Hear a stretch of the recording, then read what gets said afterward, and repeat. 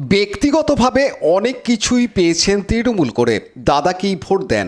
বিধায়ক দাদা পাড়ায় আসতেই সেই তৃণমূল কর্মীরা জানিয়ে দিল রাস্তা না হলে ভোট নয়। চুঁচুড়ার তৃণমূল বিধায়ক অসিত মজুমদারের জনসংযোগ যাত্রা আজ সকাল থেকে শুরু হয় কোদালিয়া ২ নম্বর গ্রাম পঞ্চায়েতের নলডাঙ্গা এলাকায়। সেখানে ১১৮ নম্বর বুথের একটি পাড়ায় ঢুকে বিধায়ককে শুনতে হয় এই কথা। বাসিন্দারা জানান তারা তৃণমূলকেই ভোট দেন। বিধায়কের মিটিং মিছিলে যান, দল করে ব্যক্তিগতভাবে অনেক কিছু পেয়েছেন, তবে পাড়ার রাস্তাটা হয়নি।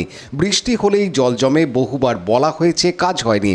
এখন যদি রাস্তা না হয় তাহলে ভোট বয়কট করবেন, কাউকেই ভোট দেবেন না। এ বিষয়ে বিধায়ক অসিত মজুমদার জানান, দেখুন, অনেক কিছু তো আমার নলেজে থাকে না। এত ছোট ছোট রাস্তা, এগুলো এতদিন কাঁচা থাকার কথা নয়। আমি যখন দেখলাম এই রাস্তা হয়ে যাবে। অভিযোগ হচ্ছে ওই 18 নম্বর বুথটা নাকি বিজেপির সদস্য, সেই জন্যই নাকি কোনো কাজ না না, আমরা বিজেপি, সিপিএম, তৃণমূল এসব দেখে কাজ করি না।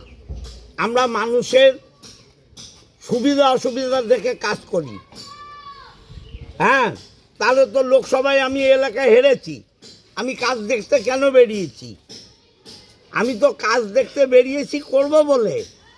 এবং আপনারা যেভাবে দেখছেন, আমি ঘুরে ঘুরে লিখছে তো গৌতম কোথায় খাতায় লেখা হচ্ছে, আর 2 মাস 3 মাস বাদে খবর নেবেন এই কাজগুলো ধরা হয়েছে। এখনই যদি তারা ভোট বয়কটের ডাক দেয় তাহলে কি তাদের সঙ্গে আলাদাভাবে কোনো কথা বলবেন? না না, আলাদাভাবে কথা বলার কোনো প্রয়োজন আমি মনে করছি না।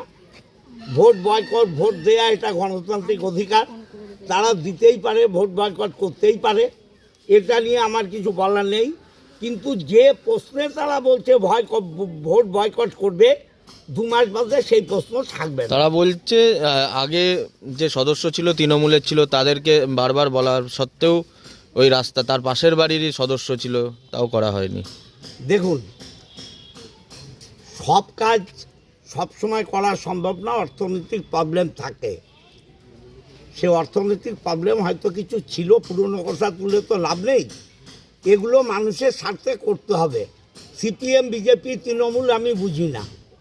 আমি বুঝি মানুষের স্বার্থে যেগুলো করা দরকার আমরা করব। যারা বলছেন তারা কিন্তু প্রত্যেকে তৃণমূল কর্মী, তৃণমূলের মিছিল মিটিংয়ে যান। আমি আপনাদের কি বলছি, তৃণমূল, সিপিএম, বিজেপি, কংগ্রেস, নকশাল, উন্নয়নের ক্ষেত্রে এটা আমরা দেখি না।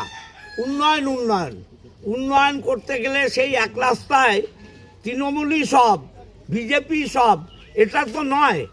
উন্নয়ন মানুষের স্বার্থে। এই প্রসঙ্গে বিজেপির স্থানীয় নেতা সুরেশ সাউ জানান, 118 নম্বর বুথে উনি গেছে বলে তাই বিধায়ককে হাতের কাছে পেয়েছে তাই বলছে। বাস্তবে যদি কোদালিয়া 2 দেখা যায়, একাধিক জায়গায় রাস্তাঘাটের অবস্থা খারাপ, নিকাশি ব্যবস্থা খারাপ। এছাড়াও বহু মানুষ আছে যারা বার্ধক্য ভাতা পায়নি, আবাস যোজনার ঘর আসেনি, সমস্যা প্রচুর আছে। বিধায়ককে কখনো হাতের সামনে পাওয়া যায়নি, আজকে পেয়েছে তাই বলছে, এটা তো বলার স্বাভাবিক। ওই এলাকাতে কি মনে করছেন যে আপনাদেরই সদস্য বলে কি এলাকার কাজ উন্নয়ন হচ্ছে না? আমাদের শুধু কেবল যে ওই এলাকায় কোদালিয়া 2-এর সদস্য রয়েছে এরকমটা নয়।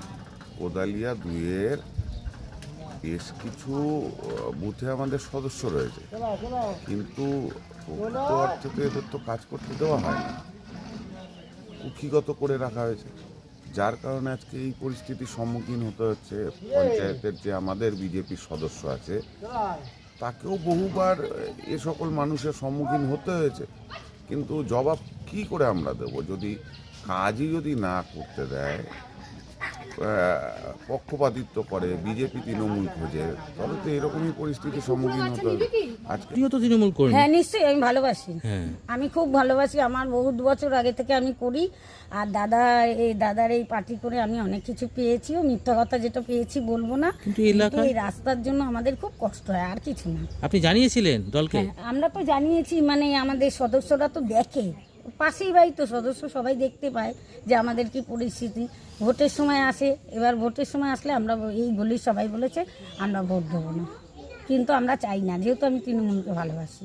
আমি অনেক মিটিং মিছিলে যাই, অনেক বাঘখাল থেকে সব জায়গায় গেছি, সব জায়গায়। আপনি তো দলেরই কর্মী, তা আপনার কথাও শুনতো না যে এটা?